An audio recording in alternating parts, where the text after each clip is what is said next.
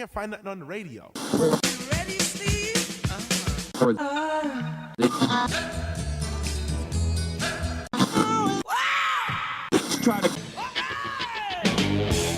Welcome to Songology. He's Bruce.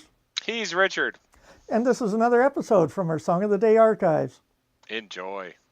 Welcome back, Bruce. We've been looking for Elvis. What's happening today? Well, I can tell you that Mark Cohen was not the only musician to make a pilgrimage to Graceland for inspiration. Because, in fact, Paul Simon, who we had last week, well, I usually don't like to repeat myself and do too many of songs from the same artist on Song of the Day, but I couldn't resist on this one, right? Right. Now, do you recall Graceland? Oh, yeah. Paul Simon's Yep. album? Absolutely. Yep. This is the title track from his most successful album. This is the best Paul Simon ever did. Sold 15 million copies and won himself a Grammy for Album of the Year. Oh. Now, it's fairly well known by people who know it well that Paul Simon on Graceland really started exploring African music. Yes. And recorded it with a bunch of musicians from South Africa. And actually the reason for that is that Paul Simon found himself at the time, was in a bit of a funk. It was sort of the middle 80s, and he hadn't really had a lot of success at that point. A lot of his music wasn't really selling terribly well. And he just sort of found himself not really inspired. And a sort of an arrangement with a number of friends of his, apparently, where they would send him new music. Here, try, listen to this, listen to that, kind of thing. And he got sent a cassette from a buddy of his that was all Zydeco music. Zydeco? It comes out of the deep south down around New Orleans. A lot of accordion-based music, and it jangles right along. It's neat stuff. Someday I'll do some sort of a Zydeco piece from Graceland, but not today. Today we're going to do Graceland. Paul Simon got really inspired by this music. He thought, boy, this is neat stuff. This is really interesting. And he started to explore more and more artists like that. Well, one of the biggest sources of that kind of music was South Africa. And so that's how he was led into sort of the South African thing. He went down to South Africa. It was kind of kept on the QT because there was a boycott at that time. Yes. You may recall, because of apartheid and all that. Yeah. And so it was kind of controversial when he went down there. But I actually do remember the controversy at the time.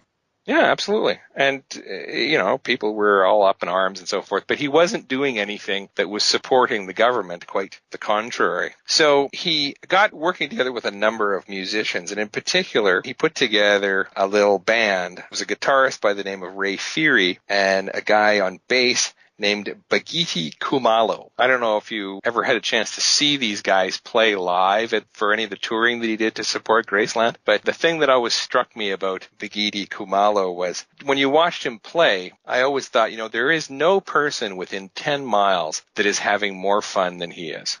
The joy in what he was doing really came out. Yeah. So they were sitting around, Simon and these guys, and the drummer was, in case you're interested, the drummer was Isaac Machali. I think I got his name right, not entirely sure. Not very good with African names. Well, I mangle names all the time, so you can join in every once in a while. There you go. And now, I know that's your thing, but... So they're talking about music and different things, and Simon started playing a bit of a drum track and then just said to Feary, the guitarist, he said, well, just play something over this. And Feary started playing chords on what he thought would be more of an American country music style, but interpreted via Africa sort of thing. And he said, I was just playing what I thought you wanted to hear, what I thought you would write like. And so bass player joins in, and they pretty soon they come up with this really neat little track. And he said, that is, Paul Simon said, that the track really made him think of Sun Records and that sort of Memphis rhythm that they used to use. But he didn't have really anything to record over top of it. He had no lyrics. It just had this little rhythm in the tune. And so he was singing just lyrics that he'd made up to try different things. And the word Graceland came up, and it sort of sounded good.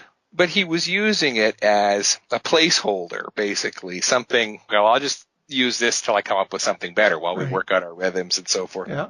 And he wanted to do something that had something to do with Africa. Right. But no, this Graceland wouldn't go away. Yeah. And so he said, well, okay, I can't replace it. Well, maybe I'm supposed to go to Graceland. Maybe somebody's trying to tell me something. So maybe I should go on a trip and see what I'm writing about it. So I did. And so in part, the song is a story about him going to Graceland, because he did. He took the trip that is sort of described in the song. He says that his traveling companion is 9 years old, the child of my first marriage, right? Yeah. Well, he did go with his son from his first marriage, though his son was 12 at the time. Okay. 9 years old worked better in the line. Then 12. So, Yeah. Sorry, son. So, You're yeah, we're going to make you 9. Yeah. And so the two of them went to Graceland and looked around and saw what there was to see. And he did find it kind of inspiring. That's where the line, the Mississippi Delta shining like a national guitar, that comes from, because he went and saw the Mississippi, which he'd never really seen. So it was kind of cool that way. They added, for the initial recording sessions, they added on pedal steel guitar by a Nigerian guy whose name I'm not going to try to pronounce. Okay. Apparently, I did not know this, but pedal steel is a thing in West African music. And so if you want a pedal steel player, one of the best places to go is Western Africa, and particularly Nigeria. I have to ask here, what is pedal steel? That's the guitar. It's a guitar, but it doesn't look like a guitar. It's kind of like on a bench. Okay. Yep. And so the strings are flat. Yep. And the player often, he picks it with one hand and has a kind of a little bar-like device that he rolls back and forth, up and down. Yep. Those. Okay. Very, very common in country music, particularly. Because the pedal steel, you can get a real weepy sound to it, which is great for country music because it's always so sad. Yep. But I digress. The song actually has the Everly Brothers, both Don and Phil, singing backup. Oh. And Paul Simon said in 1993, now I don't know whether he's changed his mind in the intervening period, but in 1993, Paul Simon told Larry King that this was his favorite song of all the songs he's ever done.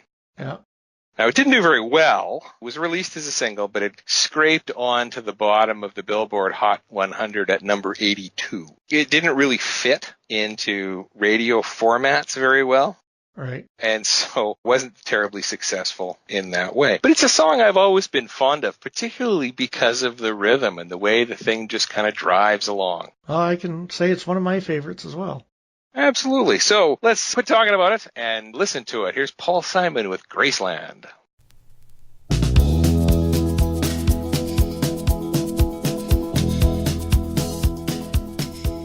And as usual, I have to stop it right there due to the wonderful world of fair use rules. If you haven't already done so, please subscribe. You can visit us on Facebook or head over to our website, songology.ca. Now, here's your chance to listen to the music or go on to the next episode.